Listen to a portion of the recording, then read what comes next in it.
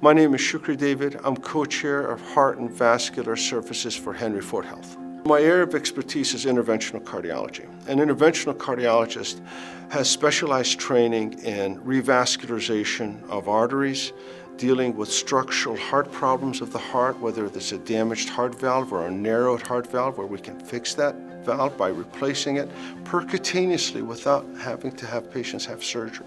Patients who come in with heart attacks where the artery is occluded and the heart muscle is dying right as we're watching the patient on the table, we're able to intervene immediately, relieve that pain and restore blood flow.